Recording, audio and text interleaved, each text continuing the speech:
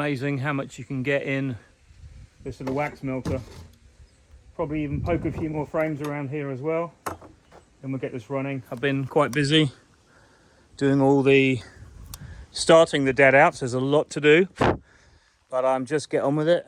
I've got absolutely tons to do over the next few weeks, but I want to get it done ASAP, because otherwise Mr. and Mrs. Wax Moth are going to have a field day.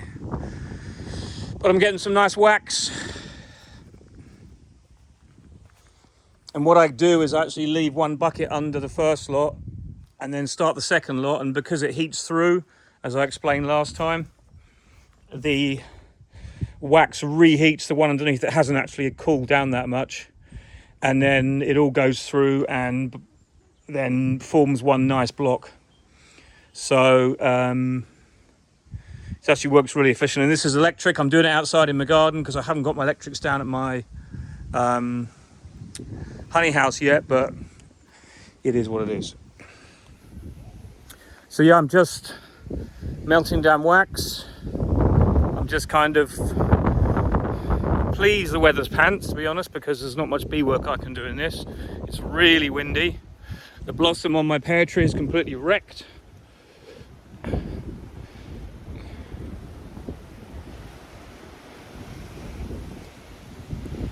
The bees are foraging. They have got plenty of pollen, as you saw in the nukes I showed you the other day, which is great. But it's all a bit kind of an epic job to get out to the bees at the moment, because by the time you get out, we're getting heavy showers, and it kind of makes it just kind of not worthwhile. As I videoed last week, checking those nukes and the rain stop play, that's what's doing. We're just getting these periods of heavy showers.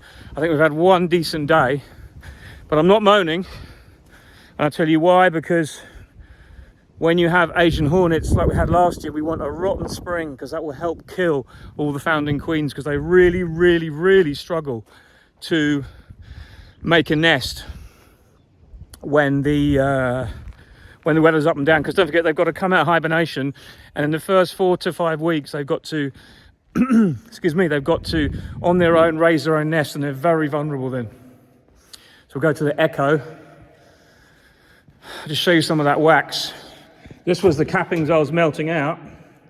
Not that clean, but not bad. And that's what, when you melt frames, you get a much better, it needs cleaning obviously, but you get a much better quality melt, because that's 2 loads there. It's about 60 frames there. You don't get a lot, but you get better than nothing. So I'm going to make this into candles this autumn winter. As you know, I bought a wax colorifier cleaner from Logar, and I'm going to be cleaning the wax later in the season when I've got time. But what I'm doing now is I'm melting down all the frames.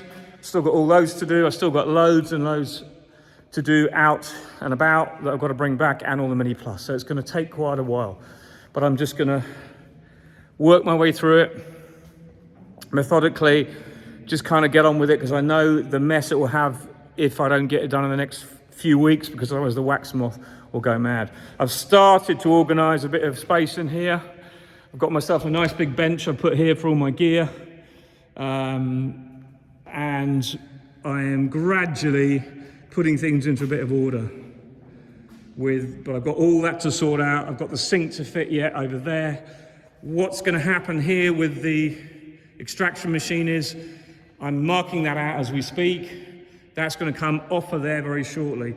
Then I'm going to build all the supports and reinforcements for the floor and for the mezzanine before the plumber comes, and the plumber will come in and put the floor in, the underfloor heating, and then we'll get that capped. And then I can put the machine back on there and maybe use it for the summer. The spring honey isn't going to be probably that much good this year, because A, I haven't got a lot of colonies. In other words, I've probably got half what I had last spring that are going to give honey. And secondly, we're already into poorer weather, so the bees are building up later. So I'm not envisaging a big spring crop, which is fine, which is perfectly normal. So I can set all my hopes on a summer crop and hopefully we'll have a good summer crop. But I'm just looking at realistically what the options are at the moment. Everything will work out fine, and I've got queens coming in the first week of May, and I'll be splitting all my colonies as I normally would, just a little bit to make a small nuke if I haven't done it already, and putting queens into boxes to obviously get my numbers back up as quick as I can, and then I'll have to manage them better this year. But if we do have a bad year for Asian hornets, which we could do, I'm going to centralize my colonies later in the season when they're under full attack. So I'm going to bring them all in from where they are. As soon as the honey is off in August, I'm going to bring them all into one area or two areas, and then trap that heavily with the new traps I've got that are also going out at the moment. Because that seems to be the best way forward. What I'm finding is the apiaries that had the least amount of work on in terms of Asian hornet control are the ones that are having like huge losses. And it's not just the losses that's the problem. It's the work involved in cleaning it all out, taking out the frames, melting down what's good, keeping's good, sorting it all out, cleaning out the boxes before you can put a colony back in. And there will be some colonies that I just put a colony straight back into that box, because a lot of the boxes were cleaned out last year and the frames were new. So I'm obviously going to use a lot of my resources anyway, but there is a lot of frames that are in the nukes that I took splits from last summer. The few nukes that have died out, the late ones I made, they're the ones that didn't make it because they just didn't have the strength against those hornets.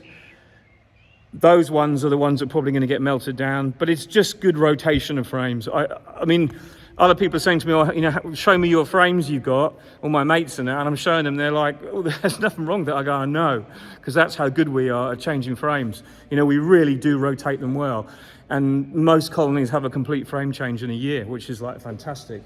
But one of the problems I'm facing is I'm starting to group things together for work placements, in other words, but I need to build an actual workstation for cleaning, because I'm starting to spread shit all over the place, and then I'm walking it around, and I don't want propolis on my floor, but I'm going to get it, but I don't mind having it in one area. It's just, it is what it is. I just need to kind of come down tonight and just start moving things around again when it's a bit quieter, because I've got a lot going on this afternoon with wax melting. I know you guys think I do nothing all week. Last week was extremely busy, because I had to spend 3 days getting my accounts ready, because I met my accountant last Friday. So all my accounts have been submitted now for the year, for the previous year, and that includes all my purchases I've made on this building, on all the machinery I bought. So it was quite important I got that right. But long story short, it's all actually seems to be okay, and I'm kind of a little bit, well, I'm quietly relieved that they seem to think everything's fine. Nothing more I can really say on that, but you know, there's these things that you have to get right, and accounts, at the end of the day, you have to get your accounts submitted correctly. And I've got an accountant in my local town, Dino, who's done all that for me this year, and will do it for me next year as well. I don't actually have to have an accountant under my business regime in France, but I've got one, and it costs quite a lot, but it's so much better to have everything done properly, especially when you're dealing with a new build. So, yeah, it's been a lot of work. It's actually mentally exhausting for me, because I'm not really money orientated. I've told you this before. I'm not really figures wise. I just kind of, if I've got the money, I use it. If I haven't, I don't spend it, kind of thing. I don't have any debt, luckily. That's probably where I'm going wrong. I should really clock up some debt and have loans, and then I'll get more debt, and then everything will be fine. Everyone else seems to do it, you know. But long story short, it's all worked out okay. So, yeah, that's been a really, really busy week. Now I'm back to the bees, but the weather, as I said, during the last week has been really kind of atrocious. And there's no real sign of anything changing yet. One good thing as well, as I said before, about Asian hornet queens emerging from the spring, as well as the temperature being up and down, which would give us a normal spring, and it's giving us a lot of rain that we've missed. While I was building this building, man, we had no rain really. We had a dry October and no rain till November, and in November, end of November, it poured down for like a complete 4 weeks, and we thought, that's it, it's going to be raining forever. Then it stopped while the building went up, and as soon as the building went up, it's basically gone back to crappy weather, which I'm absolutely, as I said before, as much as I'm annoyed about, I'm actually really happy about, because it's meant everything is normal. This is a normal spring, what we should have. Mild periods, a bit cold, a bit of warm. The bees are flying well. The colonies I've got are building up really well, so I'm really, really pleased. And I'll be splitting those colonies in the spring like I normally would, and then making lots of nukes, and then putting those nukes into boxes 2 or 3 weeks later for the summer flow, where they may give me some summer honey, and if not, they'll just make my numbers up for next year. And that's how it's going to be for me for this year. So yeah, other than that, it's just ticking along.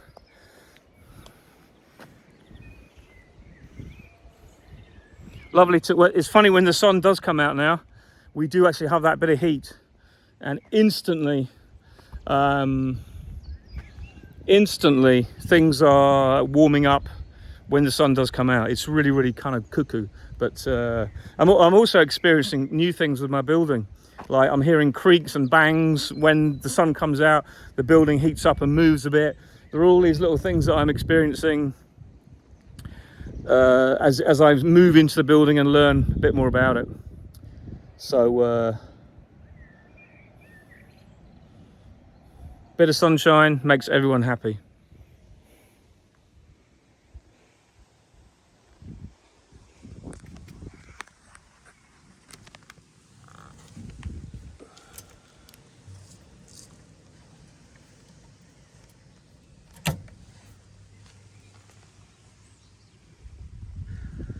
This little wax melter though is really getting a good pasting, and it seems to be paying for itself. It's really, really easy to use.